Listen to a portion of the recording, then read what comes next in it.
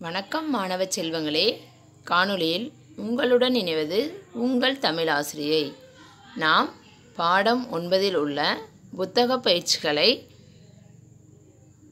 சென்ற காணொளியில் பார்த்தோம். தற்போதும் அதன் தொடர்ச்சியை பார்ப்போம். எழுத்தோவியம் கண்டுபிடிப்போம், எழுதி முடிப்போம். இப்போ நமக்கு இங்கே எழுத்துக்கள் கொடுத்துருக்காங்க இல்லைங்களா? அந்த எழுத்தோவியத்தில் என்ன எழுத்து மறைஞ்சிருக்கு அப்படிங்கிறத நம்ம கண்டுபிடிச்சி எழுதுகிறோம். சரிங்களா? இங்கே என்ன இருக்குது? காகம், கா ஹ இம், காகம். இங்கே இருக்கிற எழுத்து கீ, கீ ரி, கீரி.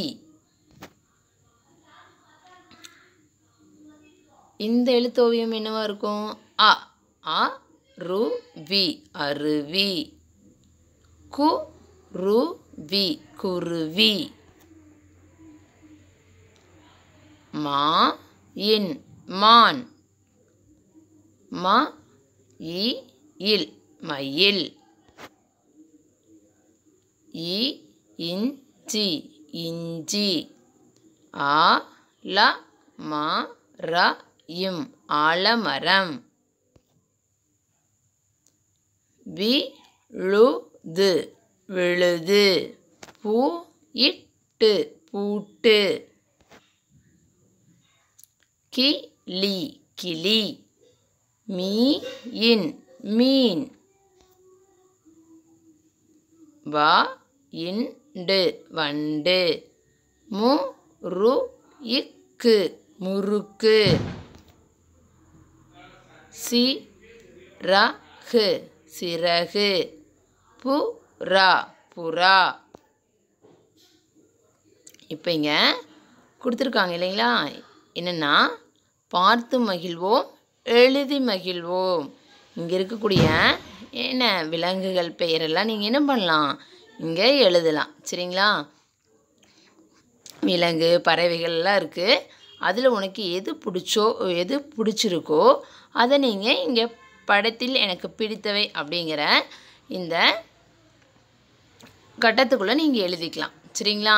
உங்களுக்கு பிடிச்ச மீன் எழுதலாம். மான், மயில், குரங்கு, சிங்கம், நரி, அணில், பல்லி. உங்களுக்கு எது பிடிக்குதோ அதை நீங்கள் எழுதலாம். சரிங்களா? இது உங்களுடைய வீட்டு பாடம் தான். உங்களுடைய புத்தகத்தில் நீங்கள் எழுதலாம். புத்தகம் இல்லாதவங்க ரஃப் நோட்டில் எழுதலாம். அடுத்தது பாருங்கள், இதுவும் உங்களுடைய வீட்டு பாடம் தான். பொருந்தாததை கண்டுபிடிப்போம். இங்கே பாருங்கள், இங்கே கொடுத்துருக்காங்க இல்லையா? இங்கே என்ன கொடுத்துருக்காங்க? இந்த வீடு இல்லைங்களா? ஒரு குடிசை வீடு இருக்குது. அது மேலே கார் போகுமா? போகாது இல்லைங்களா? கார் எங்கே போகும்? ரோட்டில் தானே போகும். ஆனால் இங்கே இந்த மேலே கூரை மேலே போகிற மாதிரி கொடுத்துருக்காங்க. அப்படின்னா இது பொருந்தாது இல்லைங்களா? அதை நம்ம என்ன பண்ணலாம்? வட்டமிடணும். சரிங்களா? அதே மாதிரி தான் இங்கெல்லாம் என்ன இருக்குது? ஒரு ஆப்பிள் மரம் இல்லைங்களா? அதில் என்ன இருக்குது? மாம்பழம் இருக்குது.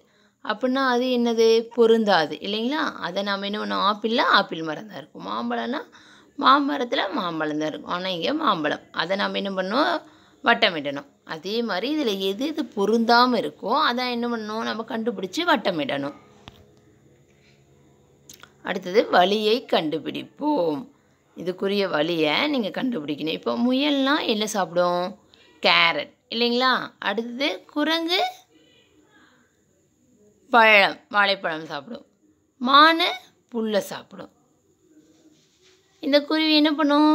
முட்டையிடும் இல்லைங்களா? இதுக்குரிய அந்த வழியை நம்ம கண்டுபிடிக்கணும். வழியை நீங்கள் பென்சிலாக அழகாக இதை செய்யுங்க. சரிங்களா?